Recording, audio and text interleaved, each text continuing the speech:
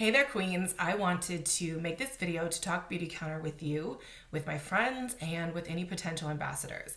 I joined as a Beautycounter consultant about a year and a half ago now. And truth be told, my initial reaction was like, I know hardly anything about makeup, and judging from my complexion at the time, it was very apparent I knew very little about skincare as well. So there was no way I saw something like this fitting in my life. Plus, like sales, that was laughable. But what did get me to consider this opportunity was my friend Guyanne. We were both wine ambassadors for the same company, and I did just fine with that. And I think the key was I didn't really think of it as a typical MLM. Because it wasn't. It was wine. Nearly everyone drinks it. So by me doing that, it was simply me just sharing what I was drinking and giving suggestions to other people. And it was literally that thought process that changed how I viewed Beautycounter and the opportunity when it came to me. Especially after I started learning about the danger lurking in the ingredients in our products. I literally had no idea what clean was, and I certainly thought that the word natural meant natural. Not true, by the way. So I originally joined to take advantage of the discount. I mean, these products have been compared to some of the top luxury products on the market, and the way my face cleared up literally is a testimony to the fact that they really do just work.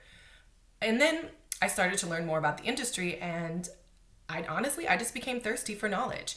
And the advocacy of this business is amazing.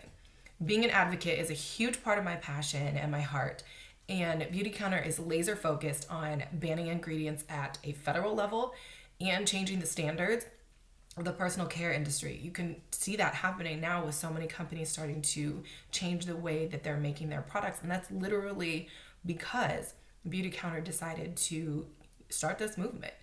And the fact that I got to sit on and lead a team of 3 people to meet with our congressman was amazing. Like, such a life achievement for me. He knew nothing that we knew, and he was absolutely floored. And what was great is he was actually interested to and responsive. And that really showed me that citizen power is something that shouldn't be overlooked, and I'm definitely hungry for more of it. So here's the thing. I'm not a seller, and this still fits in my life. It's quite literally all about being an influencer. That's how the retail world works right now. Like, if you've ever suggested a product to a friend or a colleague, or if you've shared something that you've read or you learned, you're quite literally already doing what it takes to be successful with Beautycounter. So after I had LASIK, I was uber careful about what I put on my face and around my eyes. And having a 12-year-old son, I became concerned with what we were putting into his body when his body was already so full of hormones. And learning about ingredients altering hormones really kind of stopped me in my tracks. And icing on the cake is my ex-husband had a breast cancer scare once upon a time, and that really opened our eyes too to like, what's in our deodorant, what's in our lotion, why did this happen? So all of those things were a huge light bulb moment for me. So follow me on this. How many products do you use each day? For me, I wake up, I wash my face. That means face wash, toner, and moisturizer. I brush my teeth, and I put on chapstick. In the shower, there's shampoo, conditioner, body wash, shaving cream. So once I'm out of the shower, that's lotion time. If I have any meetings, then there's foundation, mascara, and lip gloss. So you can see how easy it is to believe that the average woman uses 12 products a day.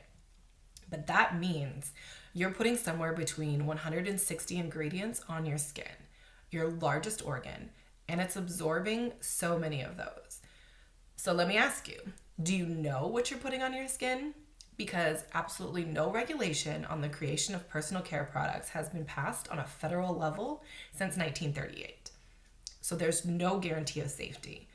And another tidbit to that is the EU bans 1,400 ingredients in personal care products, and the US bans only 11. So for example, retinol is huge right now, but did you know that it's known to cause hormone disruption that affects reproduction, and it's been known to support the growth of tumors? So things like this matter. And since it's so hard to remember what exactly to avoid, companies like Beautycounter, who are committed to being fully transparent and intentionally ban over 1,500 ingredients, make life easier. So this really has become my passion. And based on the information the EWG accumulated for their cosmetic database, you can use the Healthy Living app to scan your products, by the way. 1 in 12 products marketed to Black women were ranked highly hazardous. So only 25% of the products marketed to Black women were scored low for having hazardous ingredients. So 75% scored high or medium to high. So what do these hazardous ingredients do? They're known to cause cancer, hormone disruption, reproductive damage, and allergies. So Beautycounter allowed me to, learn this stuff, and it allowed me to fund and access a network of information to build my nonprofit Clean Beauty for Black Girls. That matters for 2 reasons. I want Black women to continue rising. And since we have the largest spending power and influence trends, this could be huge for us. We can push the clean beauty movement forward in our communities and secure the bag, creating sustainable wealth for our families. So if you're interested in joining me, if you have any questions, please reach out, because I would love to have you come with me on this journey.